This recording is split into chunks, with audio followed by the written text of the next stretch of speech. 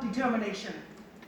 The oppressed masses bellowing out, not a sweat, leaving the then supremely powerful Bay Street oligarchy essentially powerless, something they had not become accustomed to.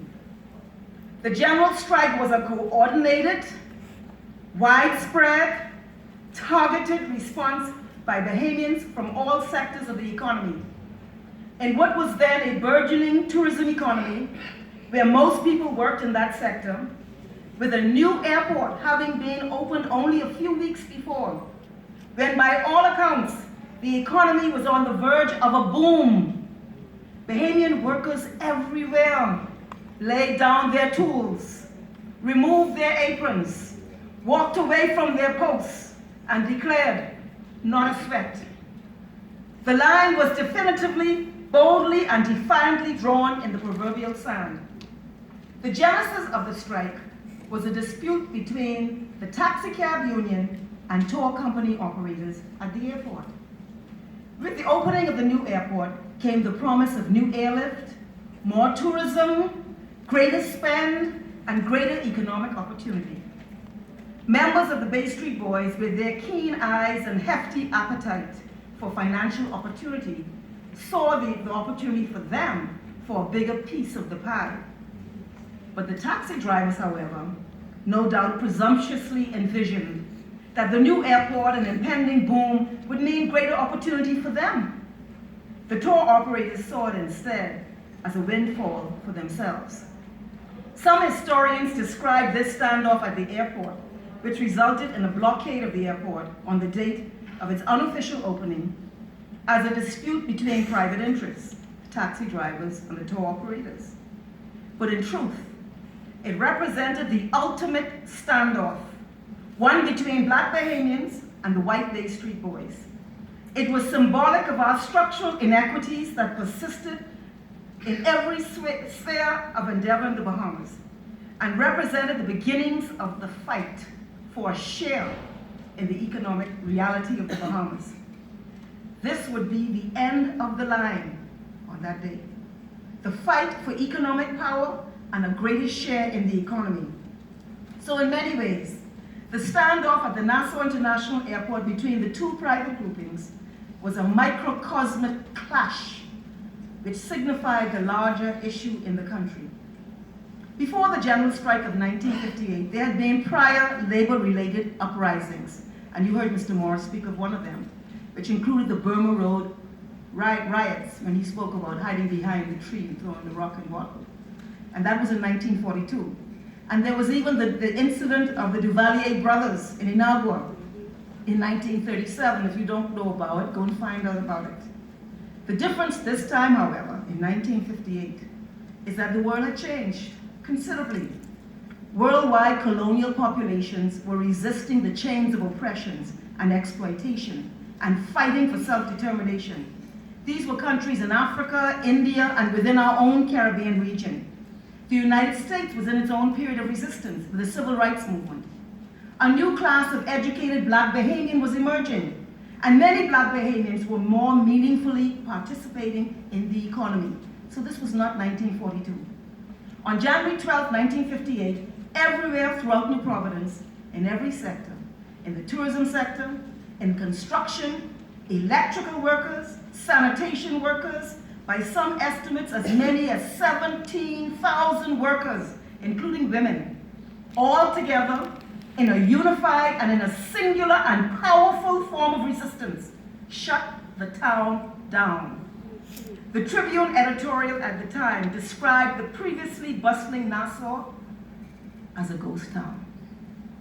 During this period in which workers were being nourished only by their principled action, they were without wages or any form of income, which no doubt caused considerable hardship and sacrifice across the board. To appreciate the meaning of this stunning moment in the continuum of history of our people, one must understand the social and economic order of the day. The society was undemocratic, with most people being unable to participate in the electoral process, but instead companies could vote, along with property owners, they could vote, And in some instances, individual voters could vote multiple times in different places. So while many men and all women had no vote, some men had many votes. Corrupt electoral practices were the order of the day to assure certain outcomes. And so gerrymandering, as fixing the boundaries, and bribery and intimidation were common practices. The economy was virtually controlled by a collection of very wealthy white businessmen who no doubt saw the legislature or the parliament as the convenient forum to create policies to facilitate their important economic aims and to sustain and guarantee a repressive society where the majority of the population had limited access to education, to healthcare, and whose aspirations were dwarfed by a society driven by segregation. As previously noted, there have been periods of sporadic or short-lived resistance, Burma Road, Inagua, to the inequities and ardent racism which prevailed. But around the time of the general strike of 1958, very interesting things were taking place in the Bahamas.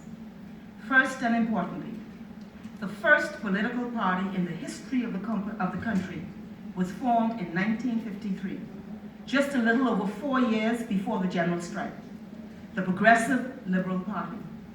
This was a serious paradigm shift which was to change the course of history. You never had a political party before then. The political party then had advocates. It aggressively articulated and defined policies. It had a platform. It had satellite representation, and its tentacles stretched all over the country through its established branches. The PLP held meetings from place to place, and very importantly, it had a propaganda tool in the form of a newspaper, the Herald, through which information could be disseminated on a widespread basis at the grassroots level. This intervention, that of the formation of the PLP, would have had a profound, coalescing, and unifying effect in our country. It became the vehicle for the rational and no doubt compelling articulation of a message of resistance, particularly after the newly qualified lawyer from over the hill, where most of the masses came from, Lyndon Pindley, became its leader in 1956, replacing H.M. Taylor. It was in that year, too, 1956, that the PLP fielded candidates in a general election for the first time throughout the country. And despite the odds and the system being heavily weighted against success, it won 6 seats. So you see the combination of things that were happening. Around the same time, another very important thing was happening. The Bahamas Federation of Labor, under the leadership of Randall Fox, was moving through the highways and the byways, encouraging, indeed inciting workers to organize into vested interest groups, unions, and associations. These combined organized movements, the political party, the labor movement, advocating for fairness and equality, were on a collision course with the toxic oppression and inequity which was thriving at the time. It provided the perfect storm for action, which marked the beginning of the demise of the status quo and catapulted the Bahamian people on course to majority rule of 1967. So there's a connection between 1958 and 1967. As you know, the beginnings of the strike were positioned at the newly constructed Nassau International Airport. I told you that, taxi drivers and the tour operators, which no doubt, as I previously suggested, hearkened the promise of new and greater economic opportunity. The question was, opportunity for who? There were tensions between taxi drivers and their union, and which was a coalition of independent black taxi owners, and the tour operators and the taxi meter company representing Bay Street interests. The contention existed between Bay Street and for the more and more a larger piece of the pie that it was seeking to gouge for itself, and the taxi drivers who believed the gains should be for their benefit. I've said that before. I want you just to understand what it was about. At the unofficial opening of the airport on November 2nd, 1957, by some reports, as many as 200 taxi drivers blocked all roads to the airport. By parking their cars in clusters, they locked each car, all the keys went in the hands of one person, and they sat. A day later, it was agreed that there be an 8-week cooling off period to go and look at the issues so they could attempt a conciliation, and the strike was called off. During this period, there was agreement on 19 of the 20 points of contention, but there was a failure to reach an agreement on the 20th point, a key issue, and namely, which is whether the tour operators' traffic overflow. So they would take people by bus, and to a certain amount by bus, and if there was an overflow, they would go by taxi. The tour operators wanted them to go in taxis that they selected. The taxi union said no, it must be taxis in the call-up system. First come, first served. There could be no agreement on the matter. Lyndon Pindling and Randall Fox intervened. They made representations to the governor, to no avail. So, on the 11th of January, the rubber hit the road, so to speak. The dispute was now going to a new level when Fox, in collaboration with the taxi union's president, Clifford Darling, convened a meeting of his membership, the Bahamas Federation of Labor, where ultimately, after some discussion and the reported hard line of the longshoremen, it was agreed that workers everywhere, so we've now moved from the taxi drivers at the airport to workers everywhere, that they would embark on a general strike. Lyndon Pindling and other members of the PLP were also present at that labor meeting. The signal for the commencement of the strike was given on the 12th of January at 8:30 a.m. by Fox, who was representing the labor movement, and Pindling representing the PLP, when they both placed their hands simultaneously on Saul Campbell, who was then the chief shop steward of the Hotel Workers Union working in the Emerald Beach Hotel. And they uttered the simple word, now. At that point, the action began. Aprons came off, tools were laid down, and work came to a halt throughout the country. There were further bold manifestations complementing the resistance. For the first time ever, picketers went on Bay Street, which was then the center of power of the white oligarchy, and could be seen with their provocative placards outside shops owned by powerful merchants and political figures. And at the opening of Parliament, hundreds of workers gathered and booed the Bay Street Boys and the British governor himself. The British sent an armed military regiment and a naval frigate boat to make a presence felt. But the world was also watching. And there was regional and global union and political pressure being applied on the British, including within the British Parliament itself. On the 21st of January, workers began to return to work. But the awakening ignited by the general strike was real. And the corrupt and oppressive tactics of the Bay Street regime was brought to light under the full glare of international scrutiny, as were the definitive actions of an activated core of native workers. The uprooting of the status quo had begun. The uprooting of the status quo had begun. Several weeks after the strike in April, the Colonial Secretary, Sir Lennox Boyd, himself came to the Bahamas and engaged in a series of meetings with key personalities and entities. No doubt he saw the writing on the wall, or clearly understood the mood. As a result of his fact-finding mission, a series of laws were introduced and passed. One, the Trade Union Industrial Conciliation Act, which created a labor department for the first time to more closely monitor labor relations and industrial activities, and facilitating the unionization of new areas in the economy. A new Road Traffic Act, which created a road traffic authority and rules governing varying franchises, including taxis and tour operators. And there were significant electoral reforms. The Election Act of 1959 introduced limited adult suffrage. All males 21 years or over could vote. Company vote was abolished. The plural vote was limited. For greater proportional representation, 4 new seats were created, 2 in the East and 2 in the South. And by the elections held in 1960, or 2 years after the general strike, It led to a clean sweep of those 4 seats by the PLP.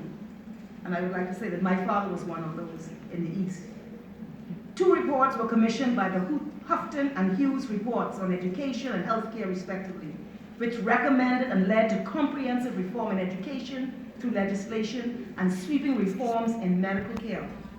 Events to follow in the ensuing months included the women's suffrage movement, where women succeeded in getting the vote in 1961, just a short while after the general strike, Black Tuesday in 1965, and majority rule in 1967, and ultimately independence in 1973. This is the journey. Remember the taxi drivers at the airport, 1958. In a report published in 2016 by the United Nations, an important observation is made. Labor rights are human rights. And the ability